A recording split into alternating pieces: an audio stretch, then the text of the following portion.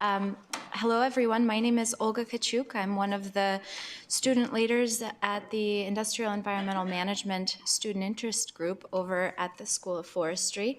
And it's my pleasure to introduce Sharon today. Sharon is the CEO and founder of Ecobags products. The Ecobags brand was launched in New York City in 1989, and it's recognized as a category leader. The company is known for its commitment to outstanding quality, socially responsible production, and innovation, and it's been a certified B Corporation since 2011. Sharon has been featured as an environmental pioneer in Time Magazine, Glamour Magazine, and in the award-winning documentary Bag It. The Ecobags brand products were also featured on the Oprah show in 2007, yes, they were. on the first dedicated Earth Day show. So with that, please join me in welcoming Sharon to Yale. Wow, thank you. Well, hello, everybody, and good morning. I guess mid-afternoon. I'm really pleased to be here at Yale. For so many reasons, and one of them will come up in just a few slides. I actually did put together a PowerPoint presentation, much to my own dismay, because I hate PowerPoint, but I figured it would be a good way to visually move me along, because I was trained as an improviser, so I can go off topic quite easily, but I have people who are going to keep me on time.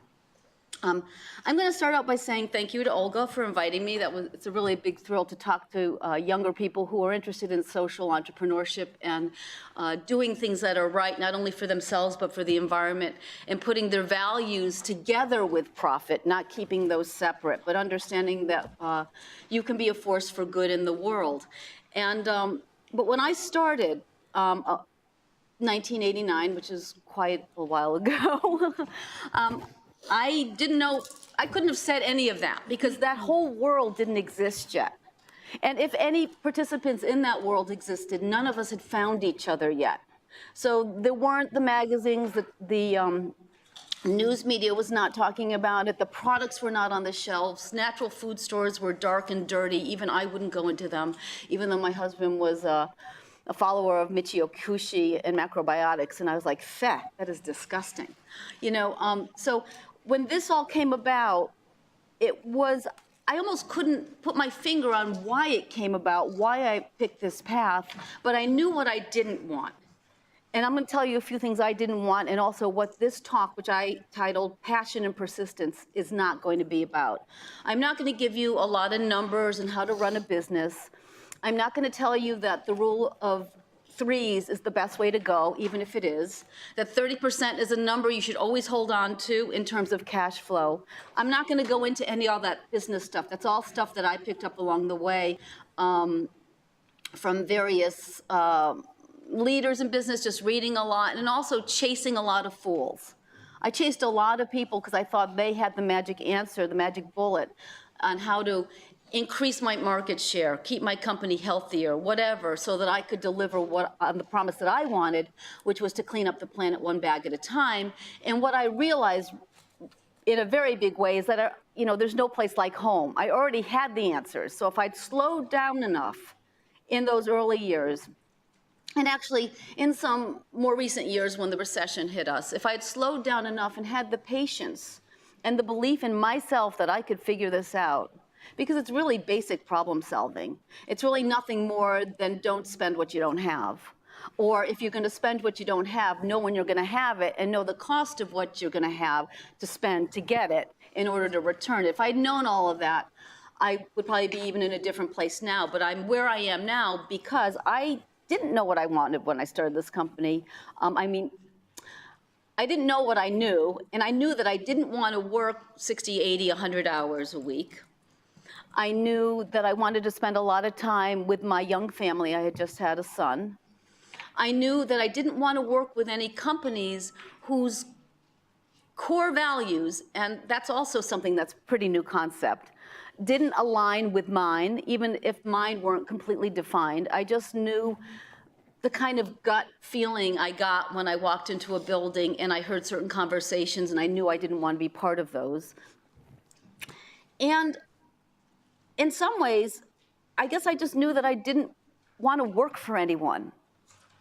And again, this was before entrepreneurship was even really talked about. This is really before the venture capital thing. This is before tech. By the way, I did all of this without Google, without the internet.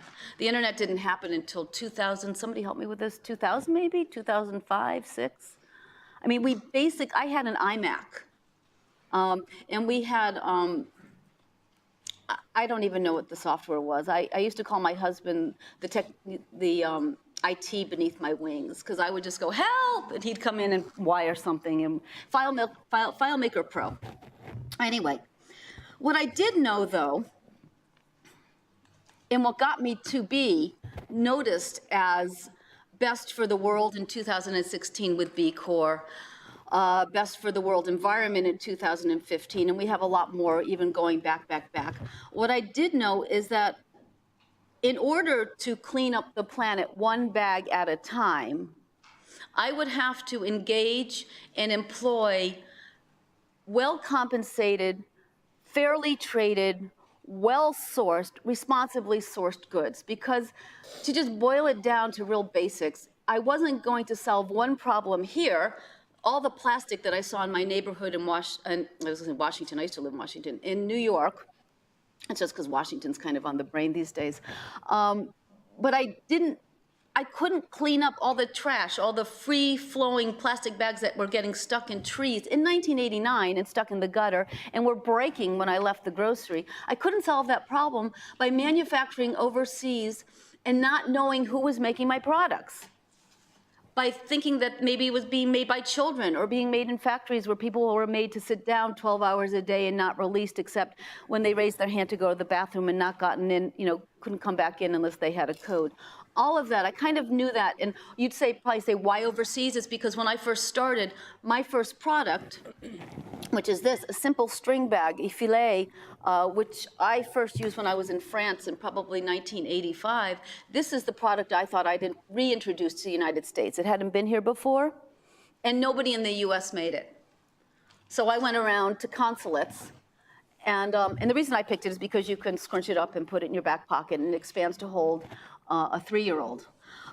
Or a produce, or whatever you want to put in it. But anyway, I went around and I knocked on doors saying to stores, would you be interested in this? Would you ever think of using reusable bags? We're going to call our company Ecobags, right? Ecobags. Didn't know then it would be such a challenge to keep that word from becoming generic, but now it's like Kleenex, it's like Band-Aids. But we did it at the kitchen table. This is a typical kitchen table story. We sat down and said, what should we call it? Let's call it Ecobags. Stick a TM at the end. Okay, let's go. And in order to find where we were going to manufacture these things, we actually sent out faxes to all the consulates. You couldn't email them. You couldn't even Google who had what. You had to actually send out faxes. And we initially started importing from Germany, which gave us really no cause at that point, I think, to say, ooh, what's going on there? Because we think, oh, that's an industrialized country. But then we met our partners who we've been with for almost 26 years now in India, and we thought, well, we need to be sure about this. We need to make sure that everyone who's working in this location is doing so under their own will, is being fairly compensated, et cetera, et cetera, et cetera. And that's also when we introduced the seed to sown concept. Now, what's that doing here? That's where my life could have gone if Yale had said yes to me. I was here. I walked down that floor to those really stern-looking older people to audition for Yale drama. And even though I knew Lloyd Richards back then, and he said I had promised, he was the dean of the Yale Drama School, didn't make it. Got back on the train, went back to New York. You never know where your life's going to go, right? Didn't give up acting, but didn't study at Yale. Probably would have been in the class with Meryl Streep or a class before her. Anyway, so what happened is I wound up going back to New York, and this is what was in front of me as an actor in New York. So this is what happened before I came upon all the things I don't want or do want or core values that led to Ecobags. This is what my opportunity was in New York City as an actress. I could promote with my skills and talent and all my acting promise things that kill you. Now, the bottom one, Viagra, I just threw in there because it wasn't even out then. But I mean, do I want to spend my time promoting Viagra? No. So I don't know where I got this, except if I think really hard, I went to Clark University, and that was a pretty radical school. That was one of those schools in the 1970s where there was a day that you actually dropped acid as a class. And it was sanctioned by the school. Okay, I'm not promoting that. But you dropped acid, and you went into deeper discovery. And also you were encouraged. This was the time of really a lot of feminist discussions, although we never knew that we were sort of on, we weren't really in the beginning of it. We really weren't in the middle. We were sort of taking flight at that point. So as women, we didn't know that we were hampered until we hit the job market and we had to show up with our hair just so, be a blonde, and promote Coca-Cola, Marlboro, and Viagra. So not gonna happen. But what did influence me beyond that was just the amount of beauty that we live in and how clean our environment is and how clean I wanted our environment to continue to be. And this is actually a shot from Croton Point Park in the Hudson River, on the Hudson River. This is really close to my house. It's where I walk my dog every Sunday. I lived near this river, the Hudson River, when I lived in New York City and was so disturbed by all those plastic bags and saw them all also floating in the river. I was also influenced by just the mountains, the grandeur of the United States. This is actually Half Dome, Yosemite. Get a permit, hike it. I did it last summer. It's challenging. It's really challenging. So why would anyone want to despoil these environments? And then there was another one, the Clearwater. Thank goodness for our nonprofits. This is the flagship environmental organization starting almost 50 years ago by Pete Seeger that said, okay, we own things together. And as Bobby Kennedy will say, this is the commons. This is what we own and what we protect. So how this got me to consumer goods, I'll continue on. But the idea is that I was deeply rooted on so many levels that I know now that maybe I didn't even know then, although I just had a baby. And when you just have a baby, you become attuned to a lot of things you're not attuned to before, like what the streets smell like and the amount of garbage, because they are so pure. And you've gotten used to things. And I said, I just can't be used to these things anymore. Especially when I started seeing things like that, a lot, in the trees, all the time. And now, I don't know about you, but I see it all the time. I walk to work every day, all the time. And what's not on this slide is the plastic water bottle. And I don't need to go into numbers on that. You can watch Bag It. There's also a very good film that just came out called A Plastic Ocean. I just saw a screener the other day that talks about just the quantity of fossil fuel that's being used to make bottles that will never go out of the environment unless they're properly taken care of. And properly taken care of is with a lot of quotes, because as we all know, recycling is a challenging path. And how much of the world is just covered, now littered in, not just these things. For me, the cauliflower just drives me nuts. I can barely go into a grocery store without but I was recently in India, in the backwaters in Kerala, plastic trash floating everywhere. I've been in Nepal with a cab driver a couple of years ago, pointed, that's our sacred river, trash, plastic trash everywhere.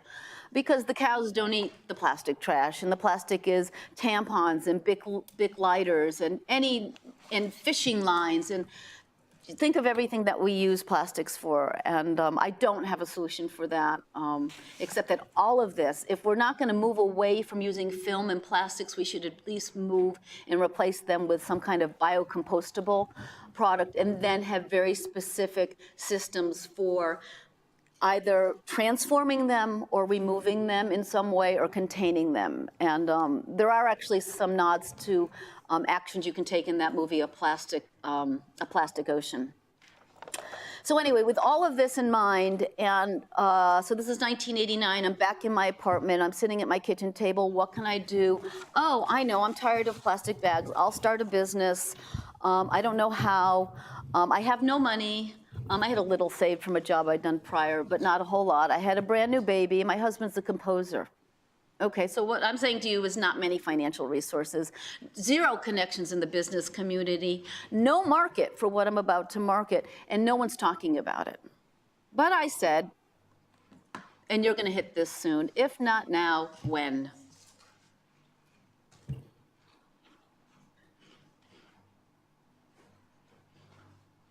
You can look for a job, or you can make a job. You can look for some ways to make money, or you can make a living. And when I started, I didn't know where I was going, but I knew I just needed to start. And I had some idea that I wanted it to be a right-scaled, right-sized business. Now that verbiage comes from now because I'm writing a book called The Magic of Tiny Business. Title may change. But the idea that our culture tells us, even now, I can't even remember back then, but tells us now, go big or go bust. You got an idea, find venture. You find venture, you work for those people until you grow it to a certain point. Now, certain ideas can scale that way. Other ideas don't need to. Do you want to be an influencer, or do you want to be a gazillionaire? You know, where do you want to fit into that? If you have some idea of where you want to go, or do you want to just make an impact? Now, I really wanted to make an impact, but I really needed to make a living. No job, and as I said before, I was an actor, and I wasn't going to work for commercially produced products that I had a bone to pick with. That's when I came up with the string bag. I've showed you that. That's again on the Hudson River. Hudson River plays a big part. I thought it's simple, it's easy, it's one product. It's a very specific focus. There's another one that I did for Whole Foods. And the reason I'm throwing this in here is because the market dictated where we moved. They said, well, we don't really just want this. We want something we can print on. But when we got to this one, we said, how are we going to make that be responsible? It's a container.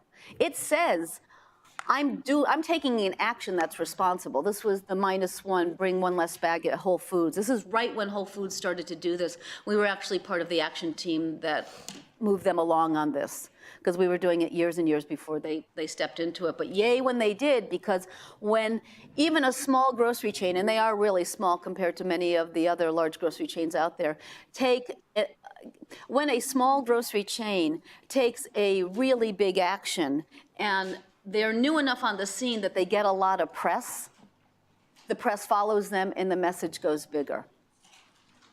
And that in many ways mirrors what happened to us, because we were very tiny, but we were very focused, and we found our points of influence. And because we found our points of influence, influence found us, and that's where Time Magazine came from.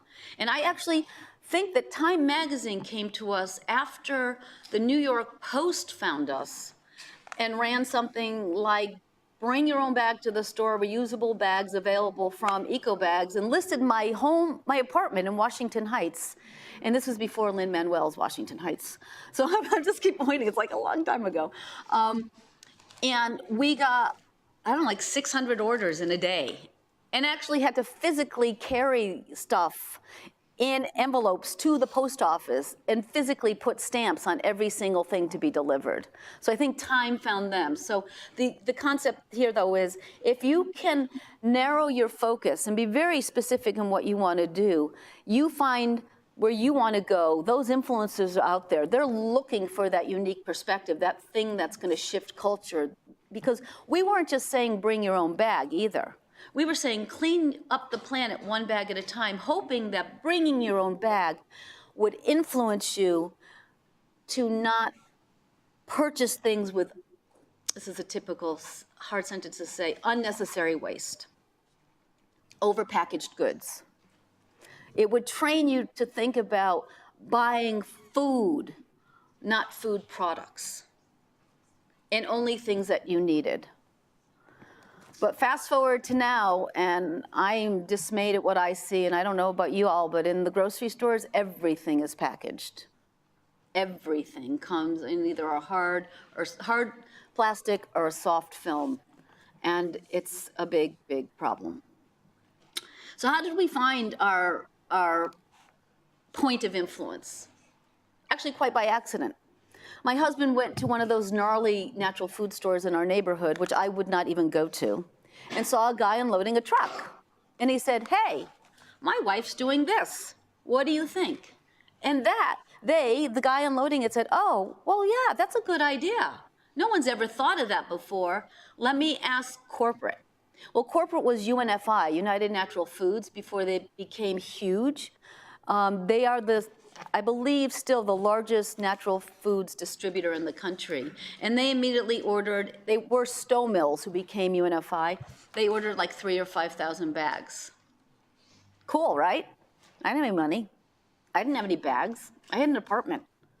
So I did what anybody would do. I got the bags. I don't even know how. We ordered them. They came in. Probably some of them came to our apartment. We were lucky. We had a 2-bedroom apartment. Don't choke. It was only $700 a month. And we lined our hallway with boxes. And we then shipped direct to Stowe Mills, and that started that relationship. And that said to us, oh, okay, we should be in the natural products industry because that's where forward-thinking people are. And we started going to the natural products shows, Natural Products East, Natural Products West, and we found our tribe. Although I have to say for about 10 years, not a whole lot of movement. I mean, we made money. We were always profitable. That 30%, hold on to that 30%. We were always profitable, but the market hadn't picked up yet. When did the market pick up? The market picked up when Time magazine ran the article. Al Gore was talking about it, how different things would have been if he had won the election. And we got on Oprah. Not we, this little guy got on Oprah, or woman, girl, string bag. And all she did was point to it. Reusable bag. And our phones went off the hook for probably about 3 weeks straight. We were back ordered for months, and our sales tripled. And she woke up the sleeping giants. She woke up the sleeping giants. She has such a huge tribe. How many of you follow Seth Godin? Because if you don't, you should. So he talks about tribes. That's who you want. Those are your influencers. They will talk passionately. This is where passion comes in, about what you're doing and where you're going. They will talk for you and about you so that you don't have to talk about yourself. And they will present you. And they will expand anything you're doing exponentially. She brought her tribe to my tribe, and it was a really nice party. It was a really nice party, and a lot of profit came out of that, which we funneled back into the company and used properly and expanded and did all the things you have to do in business, like hire people. But when you hire people, you have to manage people, and you have to have an office. And I think this is around the time that the internet was working, although if any of you remember, there was an old commercial on TV. It might have even run around the Super Bowl, where a bunch of entrepreneurs are looking at their product take off online, and they're going, oh, wow, oh, wow, oh my God, oh, expletive, because they couldn't keep up. Because phone lines were jammed, internet was jammed. The speed of things was much slower, so things took time. It was back in the days when people actually just picked up the phone to call you instead of sent you a text. Now I have to text my kids to pick up the phone to call me. And sometimes that works. Please call your parents back when they call you, okay? So with all this focus on us, we realized we were in a really unique position to talk about what we'd been saying all along but hadn't really promoted. And we hadn't really promoted a lot of what we were doing just because we thought no one cared. And we thought no one cared because they told us they didn't really care. They didn't really care about fair wage, fair trade. They didn't really want to see our production facility in India. They didn't want to really see those people. Look where we are now. Frightening. You know, they didn't want to know where it was coming from. And I can't tell you how many meetings I sat in on where people said, well, do you have another supplier? You could get a better price. You should really be more competitive. You're going to go down if the supplier goes down. But I kept saying, well, you know, I have this really good relationship with this one supplier in India. We've sort of grown up together. His kids know my kids. his son proposed to my daughter. It was a joke, but they did, they were all friends. They would drop me off at the hotel when I'd bring my kids on trips to India with me to Mumbai. They'd say, Auntie, go to bed now. We'll be back in like 8 hours. They would go on the town, but we had a really good relationship, and this is where the trust started to build in terms of labor conditions in the factory, where the cotton was coming from, trusting my whole supply chain. And this was before certifications. Now we have certifications, and we have certifications to certify our certifications, and we have B Corps that certifies our certifiers who certify our certifications. But at the very, very, very base of that tree is trust. And if I said to you that I 100% believed in everything I was doing, every time I got on a plane to go overseas, I would lie to you. Because every time I got that feeling in my stomach, ooh, what will happen if I find something that I find disingenuous or wrong or bad? What will I do? And I just got shivers up my back on that one. What would I have done? So all I can say is we followed a lot of, we took good care, we listened, we built a lot of trust over many years. We made a lot of trips. You have to go talk to your partners. I don't care if they're in Iowa or if they're in Bangkok. You have to visit people. You have to talk to them. You have to look them in their eyes.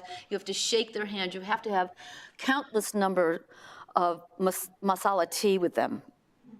I mean, I've never had so much tea. You actually grow to like it. You miss it when you don't have it 6 or 7 times a day. Their coffee's terrible. But you have to go and visit them, and you have to know, I think you have to know their families, and you have to know the people who are working for them and with them. And you have to look at the quality of the clothes they're wearing, not just the boss person you're talking to, but the people that are doing what they're doing. And you have to look at their skin and see that it's hydrated, and their eyes, that there aren't dark circles under their eyes, and their face, because stress shows. You have to sort of know that. And I don't know how to teach anybody that other to say that I learned it, because I was apprehensive a lot, because I would have to be, because I had a whole group of people behind me. I not only had my team of people, but I built my company as sort of a satellite company. So I have my core group of people, which goes from anywhere from 4 to 7, I guess, and we use consultants. And then I have my printers that are actually right here in West Haven, Connecticut. I've worked with them for about 20 years or so. And then I have my warehouses. So, I mean, it's a group of people. And then I have my website, which is just going up. It's a mess right now. It's a responsive site, but they're in Uruguay. I went down and met with them. Great trip, by the way. Great peaches.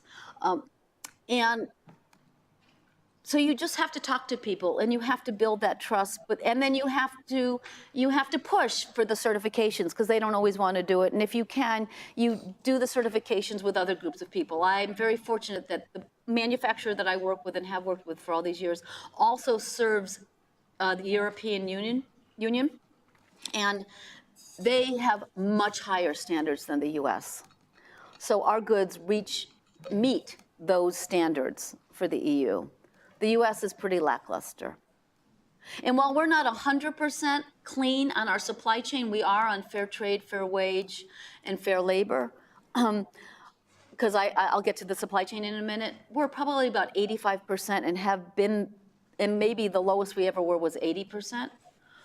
Whereas other companies, which we actually hold in high regard, Patagonia, Eileen Fisher, they're having to deconstruct their supply chain and reconstruct it, because they probably, I would assume that both of them have very good intentions from the very beginning, but they got on this bandwagon a little bit later. And they're not just using it for marketing, they're doing it.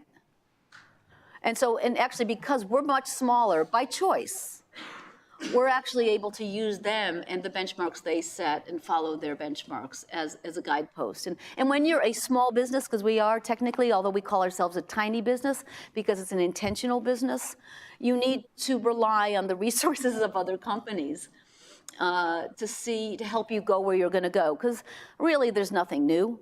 And if someone's done something really amazing and you love it, I always say steal it. I mean, you're not going to steal the whole thing, but look at what they've done. Ask the kind of questions you think got them to that point. You know, use some of what they've done as a framework, because your resources are going to be more limited, and you're going to want to have to take a lot of those steps. So our mission, quite simply, and I'll just read it really quickly, our mission is to offer thoughtful, ethically, and sustainably sourced, durable, reusable bags that inspire people, that's a key point, to reduce, reuse, recycle, and reimagine the world we live in. We believe that less can be more. We are passionate about living greener, simpler, and more abundant lives, and our two business choices are driven by two age-old sayings: leave no trace and do no harm. Our guiding philosophy is our belief that everyone can make their own best effort to live lightly on the earth and live more gently with each other. And we believe that we can be agents of change, that we can continue to influence culture by responsibly making goods that invite conversation and inspire the change we want to see in the world. Lucky for us, there's a community of people like you seeking the change we want to see in the world. We invite you to join us. And this was written in 1989, basically, maybe 1990. It's probably copy edited in 2008, whatever, but the thing is the same. So that's why we were called social change agents. I had an assistant at one point, she walked in the room, she goes, "You're a social change agent." I said, "What?" "I'm just trying to make a living." But you can make a living doing what you value, and including what you value. And that means knowing what you want and also knowing what you don't want. And I think right now, well, at least for myself, I'm seeing a lot of what I don't want. And I'm encouraged by people, especially in the B Corp community, and the people who are doing things like the B Corp community, who may not even know the B Corp community exists. I'm inspired by that because I think, like myself, unless you knew about Ecobags, you may not know about Ecobags. You know, the press tends to focus on people like Sheryl Sandberg. Great, she wrote a wonderful book, but she's really big and she's tied to a really big company. Or the Spanx lady. You know, they run a lot of the same stories. And of course, I'm a woman in business. I kind of didn't figure that out until about a few years ago when I realized, oh, that's actually kind of a big deal. Because I was, you know, again, I was an actress, so I was used to just sort of taking stage and saying, this is what I'm going to do. You know, don't mess with me. And I was at the front end of that feminist thing, even though I did work at 60 Minutes as a first job in New York, and came in as a secretary, because that's what girls do. So you can move forward with an idea you have if you stick to it and you're willing to be patient and persistent. So you're filled with all that passion. Now you've got to actually slow it down a little, because everything doesn't happen all at the same time, and you have to persistently go after what you want. Because I could never have told you that we would have gotten on Oprah, but I had a feeling in that January of the year 2008 when she pointed to our stuff that this was the year to do it, and I hired a marketing agency for more than I'd ever spent on any kind of marketing. And by the way, I never watched Oprah. My mother-in-law did. So you have to know where your cues are going to come from. And you never know when it's going to hit, that you're going to scale and then shrink. You don't know, so you just always have to be ready. So getting back to what I didn't want this. You guys all know what happened in Bangladesh with the factory collapse. And I knew I didn't want to, you know, destroy the rivers with dyes and whatnot.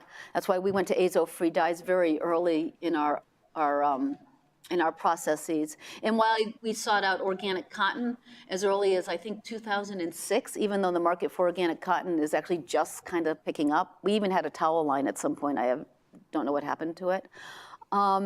And I don't know that much about Faded Glory, except when I did a Google search and I wrote, you know, basically companies that spoil the environment, that label came up. So don't hold me to that. I'll move quickly because I don't want any legal action.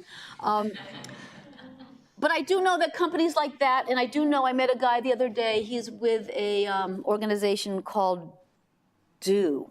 I think it's just D-O. And they're working with H&M right now, who had a lot of investments in those factories to clean up their supply chain. And they're doing it, he said, I haven't verified this, for real, not for marketing. even though fast fashion is a huge danger to the environment and is so unnecessary. And if you want to see a movie on that, True Cost, really good documentary about fast fashion. The documentary is called True Cost. So I knew I didn't want to ruin rivers and whatnot, but I did know that I wanted to create a better future for children. And this is actually a shot when I visited just a few years ago, the agricultural area where a lot of the organic cotton that we source comes from. And this is the school, because a lot of these organic farms are parts of cooperatives. The cooperatives provide housing, they provide schooling, and it's all around kind of a great place to be. And it was the first time I'd been there. I'd always heard about it. I had all my GOTS, Global Organic Textile certifications. I've had that for years, but I'd never actually made it out to the field. And they even had me pick cotton. I don't have that picture. I'm sure it was a setup because nothing else was in the field except for 4 cotton bushes. So it wasn't time for harvesting. But I was like, hey, Ma. And I knew I did want this. These are some women in the factory. There's an upstairs cafeteria that's open. There's great ventilation, and some of these women have been working there for years. And I even wanted this. That's a happy dog at the ginning mill. So I went through all the processes. I've been through every single process, and I've been through numerous textile mills and spinning operations, and they're as modern can get. If you have any concept that these things aren't modern because they're in India or China or whatnot, just no, erase that idea. These things are as, even sometimes more fast forward than in the US because there was no infrastructure to undo. There was only structure to create. For instance, when you land in Mumbai right now at the international airport, it will blow your mind away. It outdoes Dubai. It makes JFK. It humbles JFK, and I can't even say what it does to LaGuardia. Yeah, don't try to park at LaGuardia, right? So where are we now? You know, we've been doing this for almost 30 years. When we started, no one was talking about fair wage, fair trade, responsibly made, durable goods as opposed to single use and toss, reusable bags, plastic bag bans. There were no plastic bag bans. We were actually instrumental in the one in the UK, I can never remember the name of the place. And also in Ireland, though, we were part of that. So when we started, the market didn't exist, the awareness didn't exist, but we just started. And kind of like little molecules, we pulled people in who were like, yeah, I've been thinking about that too. Yeah, me too. Yeah, me too. Yeah, me too. And like if I looked around this room and said, or I asked, how many people bring their own bags when they shop now? I don't care if you forget them sometimes. Right? How many people bring water bottles whenever they can? Right? It's happened. But how many of you buy the cauliflower in plastic? Yeah, I know because population looks to the market for change, a lot of change. And if you went to the market and the cauliflower was there without the plastic, you'd say, cool, I'm gonna get that cauliflower. But you're probably gonna make the argument for yourself, well, I want the cauliflower without the plastic. If I leave the plastic, they'll throw it out and they'll throw it in the trash. If I get in my car and go to that farm market, oh, wait a minute, that's only open on Saturday, and now I gotta wait for Saturday, and I planned on doing the curry cauliflower. I can't do that. Or I can drive across town to get the cauliflower. So it becomes a whole conversation. Plus, I have to be home by 5:15 because the babysitter's leaving. Or I have to be in a meeting at 6:30. Or I have a date with myself at 4:30 to go swimming. By the way, I didn't insert that anywhere. Anytime you take time out to do physical exercise or meditate or whatever, that's your meeting with yourself, and it is an official meeting. It doesn't get changed, broken, nothing. It's your meeting, and if your employees come back and say, another meeting where you come back with wet hair, you just smile. They know where you went, but you're taking care of yourself and you're modeling that. So where are we now? Oop, I hit something wrong. Ah, there we are. Okay. I'm part of two organizations. One is the B Corporation. How are we doing on time, first of all? Okay, I'm perfect. I'm on with the B Corporation. As Olga said, I became a B Corp in 2011, was that right? I couldn't remember. I was actually asked to be a founding member, but I'm a little paper phobic, so I didn't want to join because I didn't want to fill out the forms. That's the truth, I hate forms. So I'm a part of the B Corporation. If you're not familiar with B Corporation, go to bcorporation.net online. It's businesses for good, basically. It's businesses that believe that people, planet, and profit all matter. They all matter, and it doesn't drop profit from it. I mean, I think we could solve a lot of nonprofit issues, and I'm actually on the board of Clearwater by really looking closely. Maybe they don't call it profit and nonprofit, but being financially sustainable, because if you're not financially sustainable, you don't have a platform from which you can speak. I'm also a member of the Social Venture Network, which is a group of business people, includes Ben & Jerry's, Seventh Generation, Cabot Creamery, Dansko Shoes. If you think of a company that's really progressive and standing up for what is right in the world, they're part of SVN. I joined a number of years ago. I didn't even know about it for years. So how about that? For about 25 years, I didn't even know about SVN because I'm a woman in business, and it was, excuse me, for many years, mostly populated by men. I just didn't know about it. But I went to this conference recently, and I got some really good news, and I'm going to share it with you. So consumers care about what a company is doing to positively impact both the environment and society. 78% say it's important to be not just profitable, but to be mindful.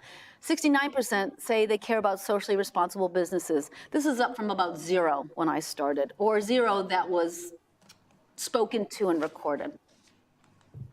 What do they really take? What do consumers really think about? First of all, I'd just like to say I hate the word consumers. I feel like that word in and of itself is why we're where we are right now. We're not just consumers, we're citizens. But anyway, this is this other person's report, and I want to thank him for it.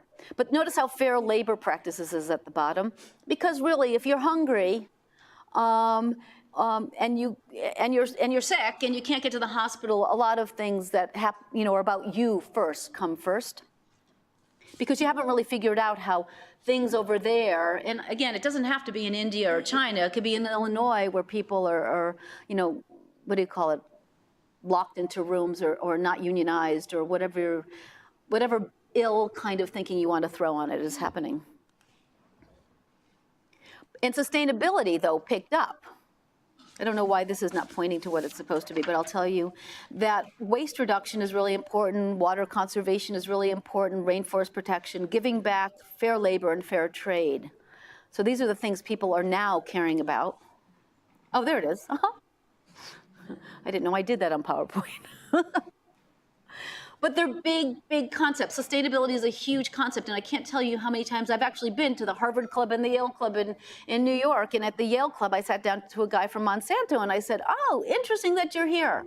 Let's talk about social mission and sustainability." And he said, "I'm going to go get some coffee." On the top of this is something people really care about: reduce the amount of trash, waste they produce. This is new. People are finally starting to wake up. Citizens are waking up and saying, there's just too much trash. I think actually in America we're almost at a disadvantage, not that I wish this upon us, but because we right now, as of this day, time date stamp, have a working government, our streets are clean. We don't see the kind of trash you see in developing countries. We don't have to wade through garbage to get to our houses. We don't walk into oceans and have plastic bags and all sorts of detritus wrap around your legs. And I've actually seen that myself in so many countries, including Greece, on the island of Mykonos. When we went behind where the tourists were, we saw beaches that were at least a foot deep in plastic detritus. So it's there if you look for it, even if you're not looking for it, because we were not looking for it. We were just looking for a quiet beach. But look down on the third thing. But many consumers, let's make that citizens, are making incremental changes in their behavior in order to lessen their impact on both society and the environment. And down there at 51% is take your own bag to the grocery store. Whoop, whoop. right? That's a biggie. Now, everybody who takes their own bag to the store has to not fill it up with prepackaged food. That would be my hope. Or would think about a solution for that packaged foods. It would stimulate thought, stimulate action, and would change behaviors in the kitchen, cooking, for instance, et cetera. But when I saw that at this conference in Philadelphia, I think it was in November, a whole bunch of people who know me, looked over and winked. And I was like, yeah, because the point here is you can be an influencer even if you have a tiny business. You can create a culture shift, even if you have a tiny business, if you make your message really, really focused. And if you reach the people who are passionate about it and who will persistently carry your message.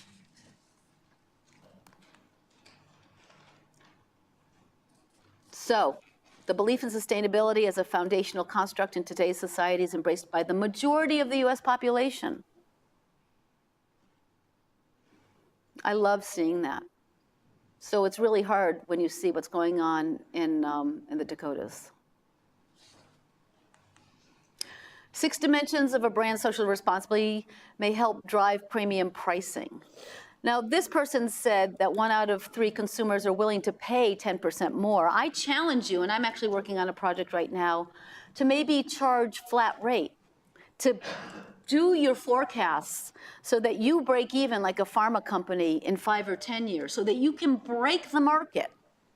So the market joins you with, let's say, sustainable film packaging. And if you want to, that's a pet project of mine. I would love to see that with our brand on it, because I think it's just a normal progression.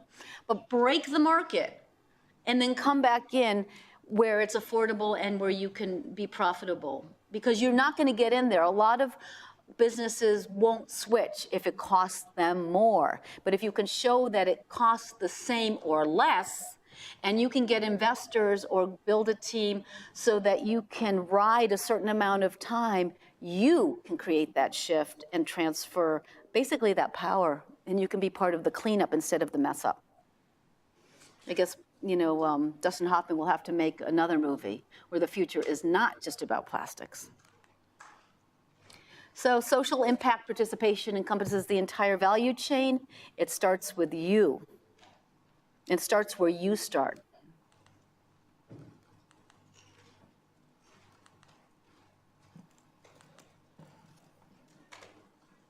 Suppliers. All begins with who's making the stuff. Where's it coming from? And when I talk from seed to sown, and I mentioned our 85%, I just want to put in, we're now looking into BCI, which is a Better Cotton Initiative, which ensures that conventional cotton, and I know there's a lot of issues around that, and I could go into that if you ask me a question or later, but BCI says that the practices of growing and picking and processing the cotton before it gets to the mill is all fair. Because we know it is for organic cotton, because that's certified, but we don't know for conventional cotton. And then the low-husk consumer. This is where your tribe is, if you're in the socially responsible space. The low-husk means lifestyle of health and sustainability. People who choose to bring their own water bottles, do carbon offsets, want biofuels, although I have a VW Jetta. Look what happens when you piss off the wrong people, right? Because we bought it because of, what's it called? Because it was the most progressive diesel, clean diesel. So it is an oxymoron after all. But anyway, the point is that you can lead by your actions, and the more people who lead by their actions, other people take note, markets take note, manufacturers take note, et cetera. Look what's mainstreaming now. Right? Reusable grocery bags. Whoop, whoop. Hybrid cars. By the way, you can test a Tesla anywhere you want. Do it. It's fun.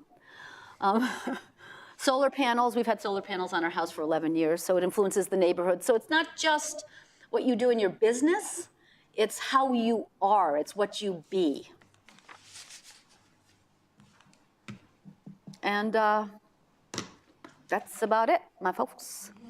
So I'm that's where my journey has taken me. And where I'm taking it now is I'm actually working on a book called The Magic of Tiny Business. It may be called Tiny Business, but it's specifically about being a right-sized, right-scaled business of influence that's profitable so that you can create a good life and make a good living and influence culture shifts. So thank you.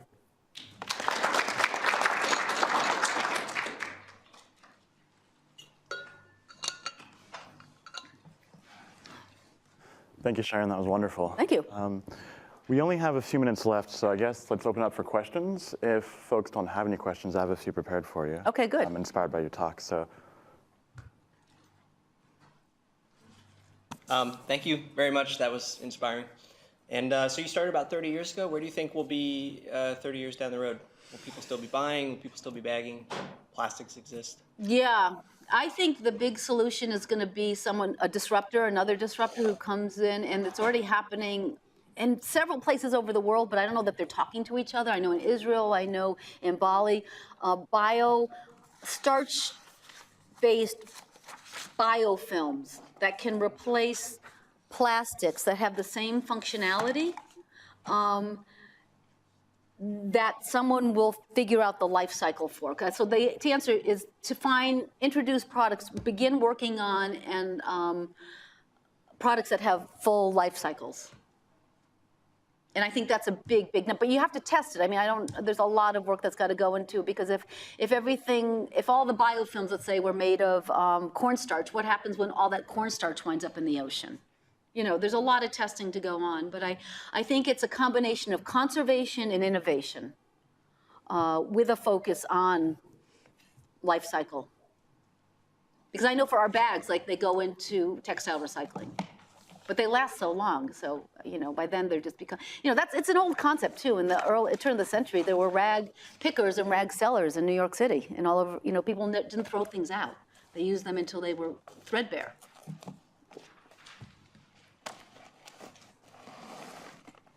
Any other questions? All right, well, I was curious about this tiny business idea. Yeah. A lot of students that come to either the School of Management or the School of Forestry come to scale up change, right? And the task at hand is huge.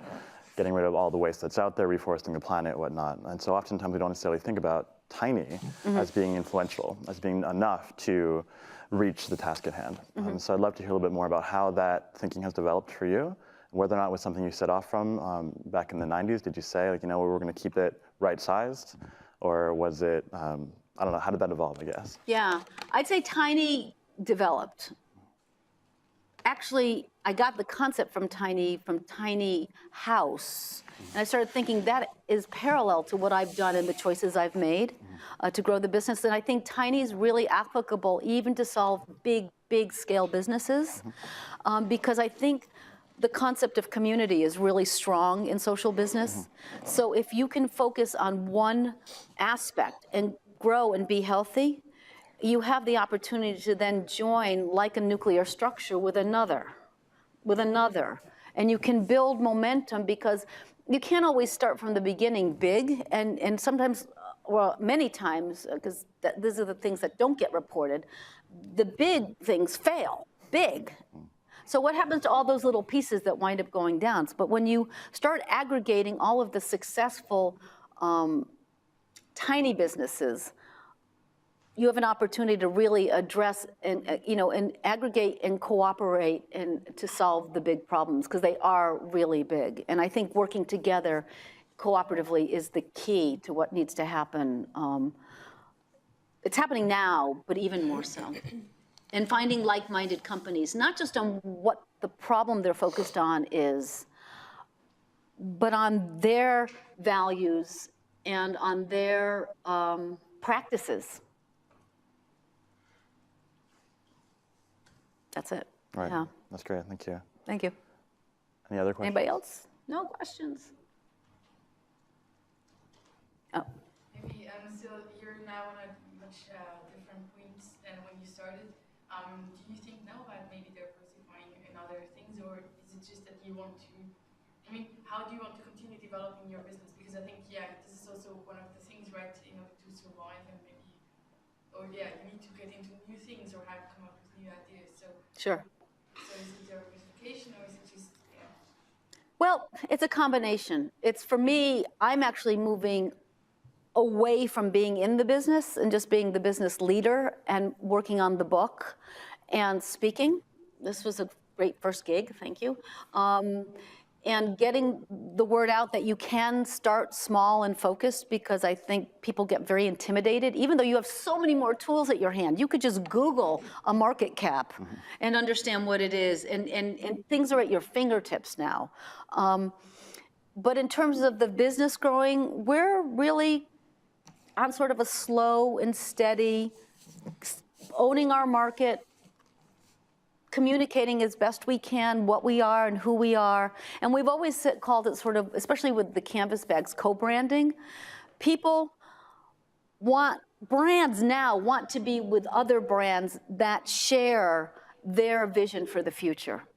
They don't want just generics. They also are a little afraid of going, just the generic route, because they don't want to find out that the T-shirt that they printed on to promote their socially responsible brand was made by an 8-year-old.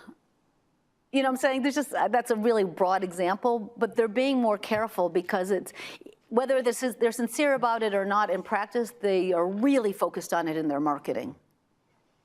Because as shown in the slides for marketing, that's where the market's going. A lot of the market. I mean, I even heard that Walmart actually is starting to do more with organic clothing. So if Walmart sees it, that's a whole segment of society that's not, hallowed ground. It's not the bubble. And anyway, I would challenge that. I'd say, who's in the bubble? Let's take a look at that. So. As you can see, I'm a little politically charged, but I think it's really hard not to be, especially when you're looking out for benefit for your children and your grandchildren. This is not. I've been in enough places in the world where people live behind walls and have to leave their homes and cars that have are gun-proof, and have to pass through gates where there's people always with machine guns. I don't think we want that here.